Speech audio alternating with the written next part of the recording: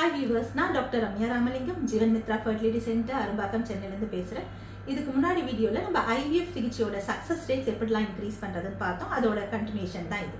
So IVF treatment அப்போ அந்த embryo transfer, அந்த எக் அண்ட் ஸ்பெர்ம் சேர்ந்து அந்த கருவாக ஃபார்ம் ஆனதை திருப்பி கர்ப்பப்பைக்குள்ளே ரிட்டர்ன் வைப்பாங்க. அது பேர் தான் எம்ப்ரியோ டிரான்ஸ்ஃபர்.